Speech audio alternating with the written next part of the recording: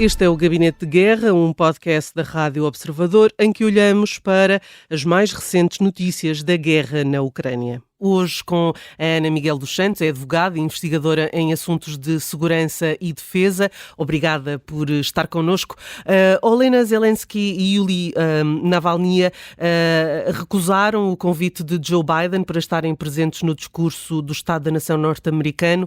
Apesar da recusa oficial da mulher de Zelensky dever-se a problemas de agenda, diz o Washington Post que há um desconforto de Kiev sobre a posição inicial de Navalny a quando da anexação da Crimeia em 2014. Isto faz sentido? Antes de mais, muito obrigada pelo convite, Judite. É uma honra estar aqui. Obrigada a nós. Eu acho que nós estamos num momento de muita fragilidade e instabilidade política. A guerra está muito, na Ucrânia neste momento está muito politizada, porque nós chegamos a uma fase da guerra em que a guerra na Ucrânia é uma guerra que já é uma guerra longa. Nós contamos 2 anos, mas para os ucranianos são 10 ou mais, portanto isto é uma guerra que tem vindo a desenvolver-se. Porque a guerra não é só a guerra mais visível que nós temos acesso todos os dias. Há a guerra que é a guerra dos bastidores, a guerra que se começa a desenhar já no âmbito diplomático e político.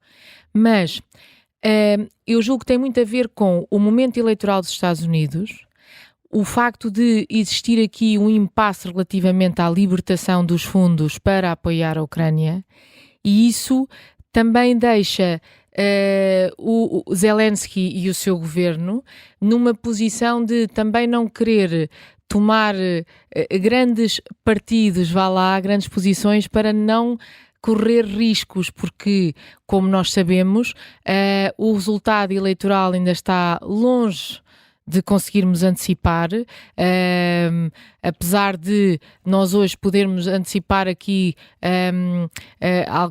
já vi várias pessoas a tentarem dar a vitória a Biden, mas eu acho que ainda é tudo muito cedo e, portanto, a relação da Ucrânia com os Estados Unidos, e eu julgo que é isso que está muito, porque nestas coisas a mulher de Zelensky, Olena Zelensky, iria certamente noutra circunstância aos Estados Unidos. Portanto, não há aqui questões de agenda. Nós sabemos bem que as questões de agenda são usadas naturalmente para tentar justificar diplomaticamente uma recusa, mas há aqui algo mais. E há aqui este desconforto que tem que ver necessariamente também com o posicionamento eleitoral, que ainda não está definido, e isso de alguma forma vai condicionar a relação futura com a Ucrânia, porque os maiores apoios têm vindo dos Estados Unidos, mas isso pode mudar este ano, com a iminência de, caso Trump vença as eleições, é daquelas pessoas que nós não conseguimos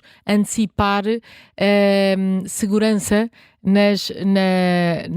na sua ação em termos de política externa.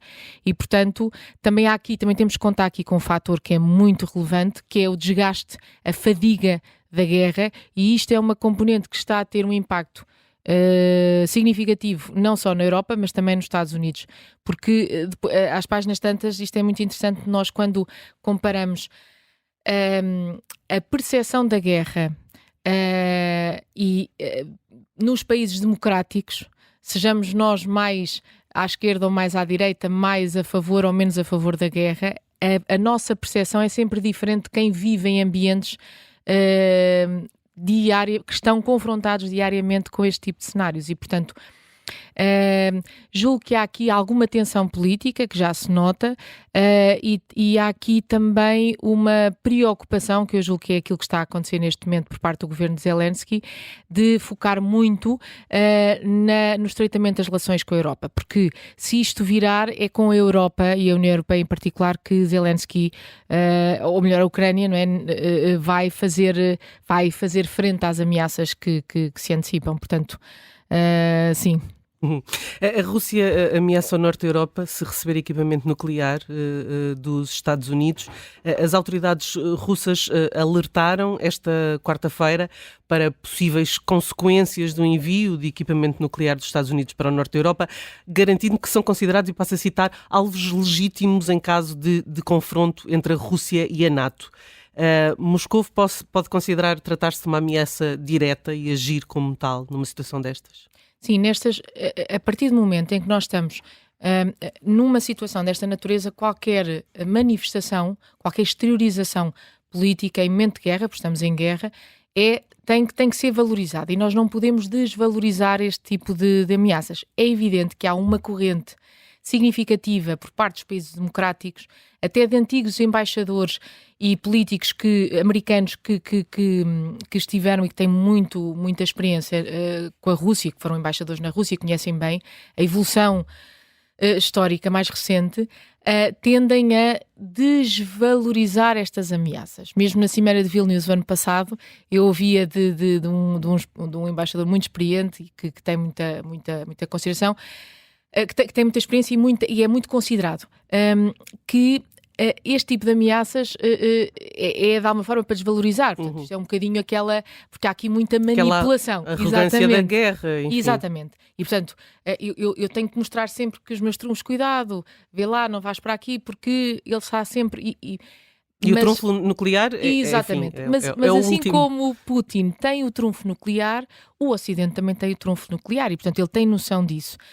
O que há aqui é um jogo. Isto eu tenho ouvido muito, e às vezes, ainda a semana passada aqui no programa, tentávamos descortinar um pouco aquilo que está na cabeça de Putin e como é que ele tem reagido ao longo destes anos e na forma como ele tem lidado com o Ocidente e com esta questão da expansão para leste da NATO. Eu tenho que fazer um bocadinho esta comparação, até para as pessoas tentarem perceber. Eu acho que ele não tem, ao contrário, isto não é só uma questão imperialista, ou ele está muito preocupado com a história, e o Putin é uma pessoa que tem essa visão quase maternalista. Eu acho que isto para ele tornou-se, e eu vou insistir nisto até ao fim, isto tornou-se um jogo. Isto é um jogo de liderança, é um jogo de líderes. Os líderes, sobretudo, que viveram processos de colonização, sobretudo africanos, e que têm estas relações na Índia, eu via muito isto, os líderes na Ásia e no Médio Oriente, que do outro lado do mundo, a expansão da NATO foi uma expansão, é quase como tu vieste ao meu quintal, estás no meu quintal a ameaçar-me, e portanto, isto, usando aqui uma expressão mais vulgar, para as pessoas também às vezes perceberem como é que o jogo se faz. E isto é mesmo um jogo de poder, é um jogo para Putin, isto é mais do que uma questão de pátria, ou é quase uma pessoa sem alma, isto usando aqui uma expressão mais emocional, e portanto, respondendo diretamente, não podemos de maneira nenhuma, que é aquilo que o Ocidente tem vindo a fazer, que é desvalorizar as ameaças. E depois nós temos uma questão que é o chamado paradoxo da segurança coletiva. O que é isto? Quando nós criámos a NATO e estas alianças militares de defesa, nós criamos para nos protegermos. Mas o paradoxo está aqui. Ao aumentarmos o nível de proteção, estamos também a aumentar o nível de ameaça. Porquê? Porque nós também porque a questão da percepção em segurança é muito significativa. E, portanto, nós também estamos a mostrar aos nossos adversários que nós somos mais fortes e, portanto, também estamos a obrigar o adversário a aumentar, a escalar, não é? E, portanto, não podemos ignorar isso, mas também não podemos olvidar o facto de que também o Ocidente também pode usar a moeda, não é? O trunfo da ameaça nuclear. E, portanto, isto vai ser aqui um jogo muito difícil. É o tal equilíbrio da guerra, que é um equilíbrio neste momento cada vez mais. É o equilíbrio que nós ganhamos no pós-Guerra Fria e que é um equilíbrio que se faz quase diariamente e neste momento ao segundo. Deixe-me só, nesse sentido, pegar numa declaração do líder dos serviços secretos russos sobre os comentários de Macron sobre a possibilidade da NATO colocar soldados na Ucrânia e disse especificamente que colocam o mundo à beira de uma guerra nuclear. Isto vai no sentido do que estávamos a falar, mas sente-se uma subida de tom em Moscou em relação ao Ocidente como um todo? Olha, honestamente, eu até acho que não. Acho que Moscou olha para Macron como isto é um bocadinho até triste eu dizer isto. Ele até na substância pode estar correto. O problema disto é a forma, é a forma como nós expressamos. Se recordar, no início da guerra, nós todos temos a imagem do Macron quando foi visitar Putin, não temos? Eu acho que está presente em todos. E nós vemos, vamos comparar com outros líderes.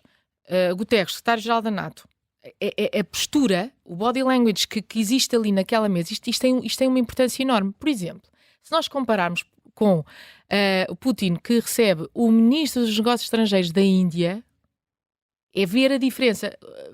Portanto, o que eu quero aqui destacar é o seguinte: o Macron já não é a primeira vez que ele faz isto, e isto é que nos torna frágeis diante do adversário.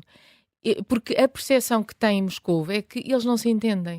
É a discordação. E, portanto, exatamente. Um diz uma coisa, o outro diz outra, porque o Macron disse isso e de imediato Scholz veio dizer não, isto não é assim. Aliás, ele no dia a seguir, salvo erro, numa conferência diz o que a Europa precisa, o que a Ucrânia precisa é de mais diplomacia e menos granadas. Portanto, isto é, quer dizer, nos regimes democráticos, a tomada de decisão e a exteriorização dessa decisão é evidentemente mais difícil, porque nas autocracias ela é mais rápida, mas aqui o que existe houve aqui uma desvalorização, mesmo que isso seja uma realidade, para já o Macron não o pode fazer.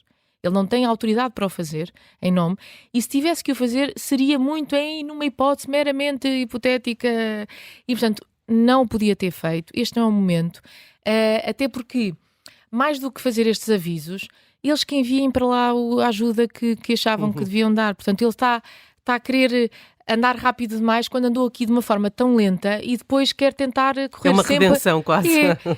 Andamos sempre... A sensação que eu tenho, e depois do dia de ontem, que foi até um dia interessante para a Europa, em falar em economia de guerra, e é tão interessante ver, nós andamos sempre a correr atrás do prejuízo.